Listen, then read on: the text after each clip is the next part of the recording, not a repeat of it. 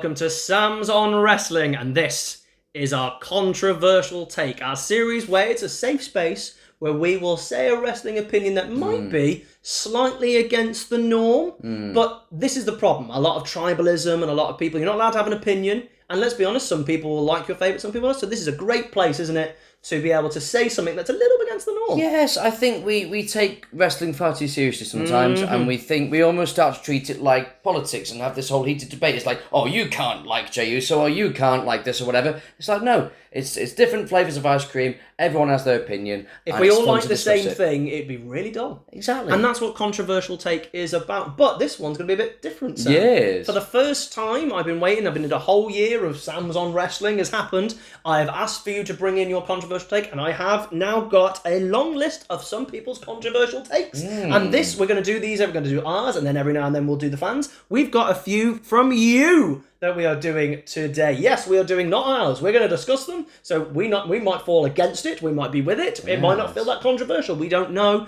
I've taken a few from fans. I've got a big long list, and that is what we're going to do. So if you want your controversial take to be discussed on the channel, please put it in a comment. Send it to me on Twitter, on X, or even on TikTok, because every now and then I put a short going, what's your controversial take, and I'll take it from some of the comments, and we will do those. But before we get into some of the fans' controversial takes, please don't forget to like, share, and subscribe, and comment your controversial take, because it could one day be a thing that we discuss. But Sam, this one is from That Wrestling Guy, very, very personally nice person that I know on TikTok, does a lot of comments for us, and he wanted to post one, and he gave us this one, because we are both Sami Zayn fans.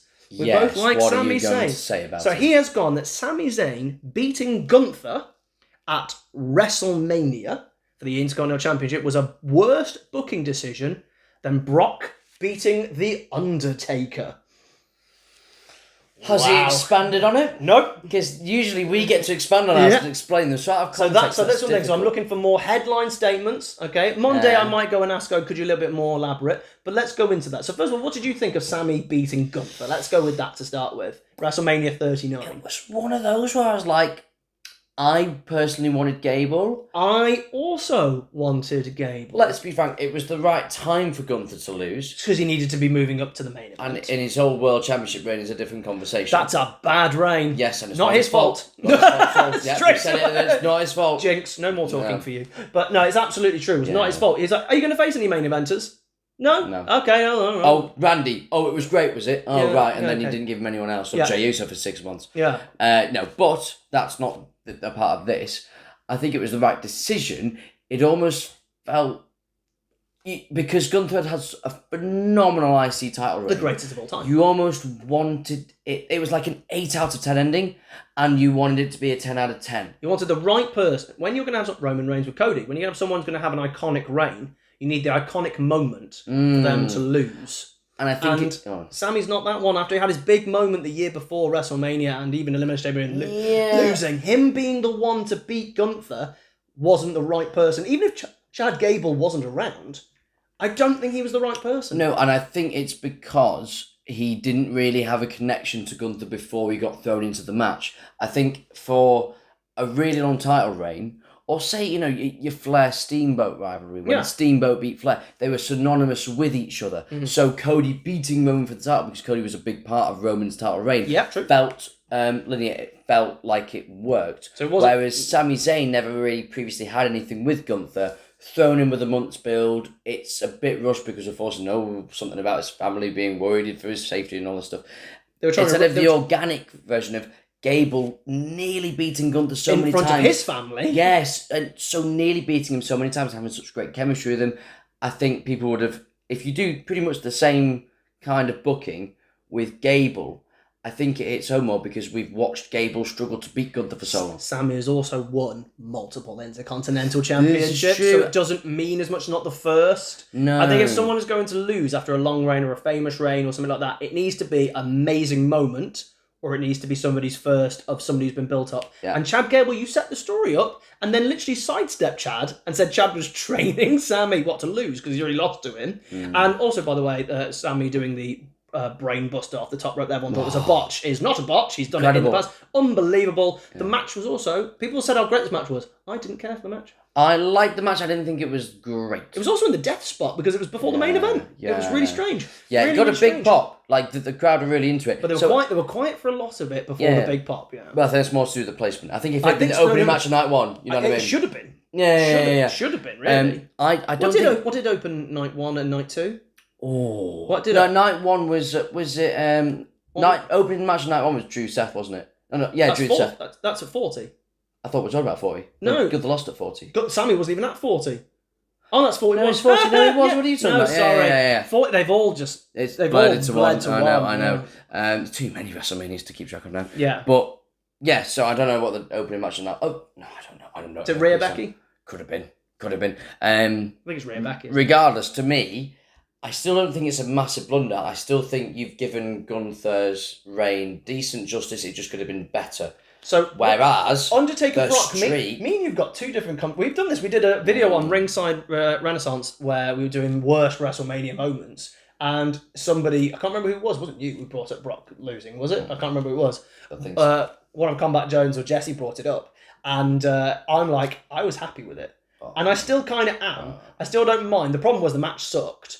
And then Undertaker kind of kept floating around rather than it being the final match, really. And you could have gone, we could have put over a big star, but could you listen to all the stars they said they were going to put in the match who could have won, like Mark Henry and Wade Barrett, and you're like, and look what happened to them. I would have also been terrified to have picked a new star. I would have also been very scared because you've given this big money. Could you imagine talking about Undertaker's streak and you go, oh, do you remember that it was Michael McGillicuddy who won the... that would have been the genesis. Yeah, the genesis. It really would have been. Do you see what I mean? Yeah, no, I understand. I just think... I think Roman or Bray. And I think those two were still solidified at that time. Maybe Bray a bit less so. I think maybe you wait a few years and give it to Bray maybe at 33 or that kind of neck of the woods. But you've got to remember they did book Brock very, very well afterwards. And no, so I'm not criticising the fact they didn't build Brock correctly. You don't like it, do you? No, of course I don't like it because Brock didn't need that to be the star that he was. All you had to do with Brock after he came back from UFC, so he's massively over and the most believable wrestler you've ever had, apart from maybe Kurt Angle. It's also awkward now that you're saying that. It's awkward now, Brock being the ones that beaten the streak. Well, agreed. Yeah. That is also a fact, yeah. But he was booked well, but all you had to do was not have him lose to Cena, which would have actually helped Cena's character arc, not have him lose to Triple H, and just not lose to anyone brutalised people. It was like they fixed their booking. Yeah, and you get the same overness of Brock. So you didn't need that at all. And again, it doesn't help that the match sucked. It doesn't. He got concussed. No, I'm not blaming them, but it just did. And I don't think it was right to end the streak there when you'd had so many better stories and rivalries. Because it wasn't just the match, Sam. The build to that it was terrible. After, you'd had probably 6 builds in a row that were phenomenal for Taker, and you end it on that one. So no, I can never justify that booking. So what we're going to go with, the controversial take done by that wrestling guy from TikTok. He has said that Sami Zayn beating Gunther is a worse booking decision than Brock beating Taker. What you go? No, I'll give it. It's controversial, but it's wrong. That's why it's controversial. In my and this is why we love it. That's a great opinion. I respect it. I do believe Sami's the wrong choice. And you said 8 out of 10 finish. I don't think it's 8. I think it's flat. I think it felt really flat. And Sami's IC reign was also really flat. Oh, I'm not denying that. So I think Chad Gable was the correct decision and the wrong decision. Book it. I like Brock beating Undertaker. I'm a fan of it. I wish the match was better. So I kind of get it.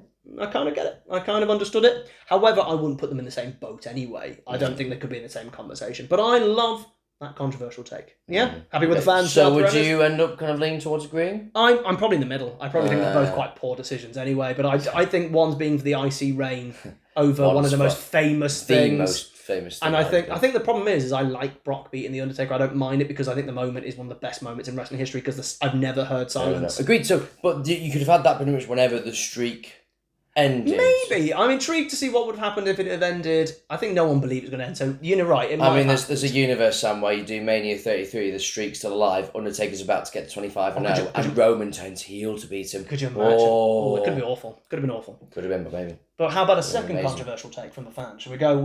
Should we go to X? And we've got AJ sent a really interesting one. It's not necessarily controversial, I don't think, but I thought it was so interesting. I was like, do you know what? I like this because it's almost ethereal. How about this one? Pro wrestling lost its soul when it lost WCW.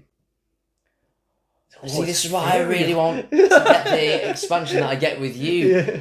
It lost its soul. Well, what do you think? Because there's a lot to unpack. There's so much to unpack. What he's saying. Because it's like wrestling has never been bigger and never been hotter, and I still include now because wrestling is probably as big as it's ever been outside of the 80s and the Attitude Era.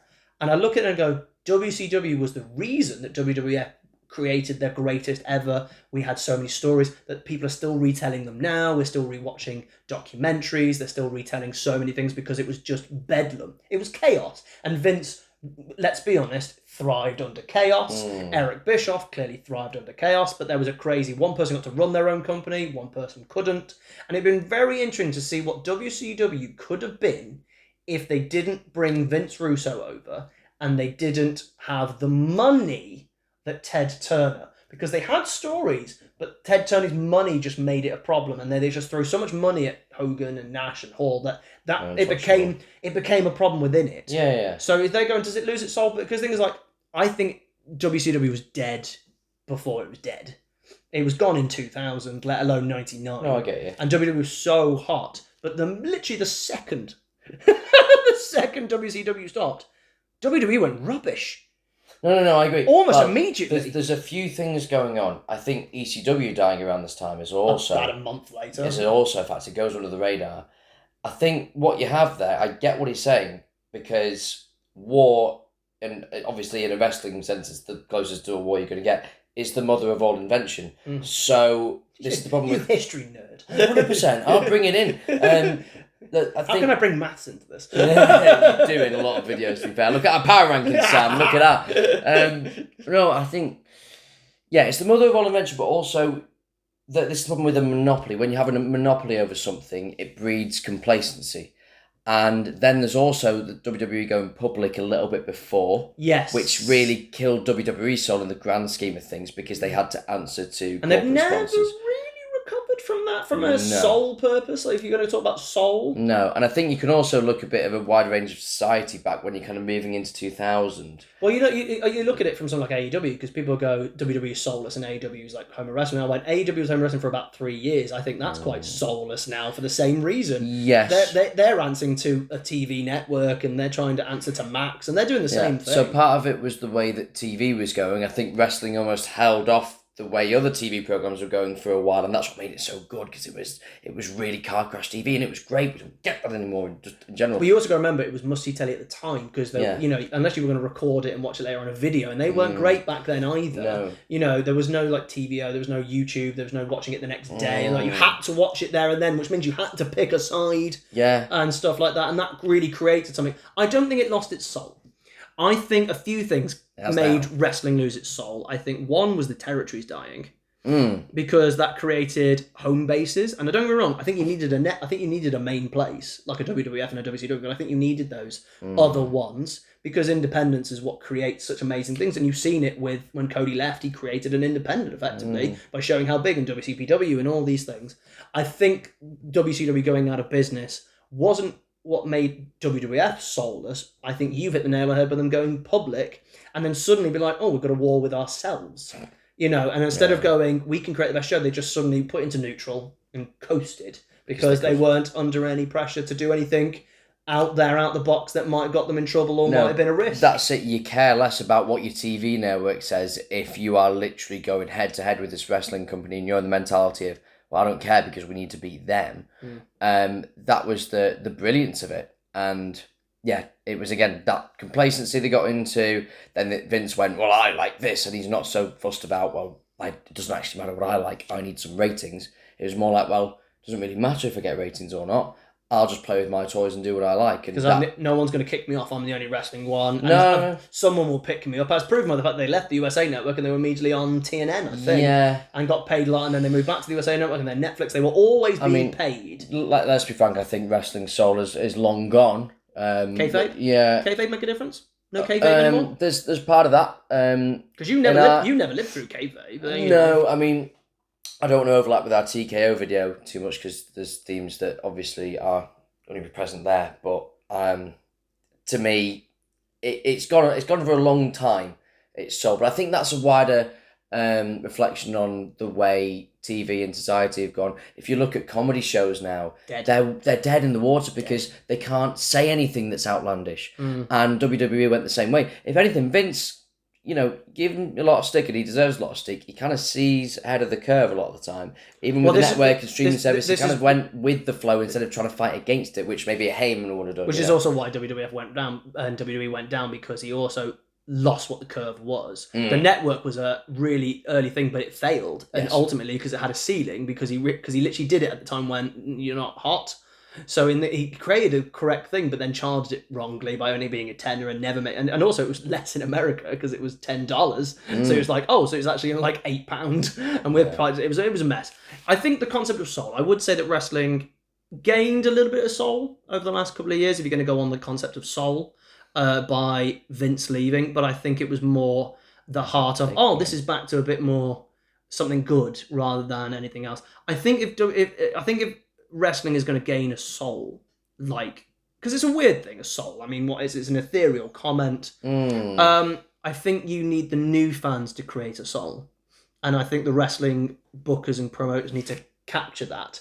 And I don't think Tony Khan does, because I think he captures this really subset, and I think WWE capture a larger one, but it's so corporate that it doesn't have that reach of soulness to it. No, it doesn't. And also, when you then again move to being a public company, just the way it's set up as well, it's not going to be set up as two guys writing it at a swimming pool. Whereas, and Heyman talks about this all the time, because it was mainly him. He could talk to the wrestlers and really get into the depths of. He does it. Have you seen his interview Inside the Ropes? It was about Raven, which is really interesting because that's all about a soul, and it's about the art, and it's not about how can we market this character. You look at characters now; it's how you can market them, not what they are. You've nailed it. It's about the art, and I hate saying things like that because it's wanky.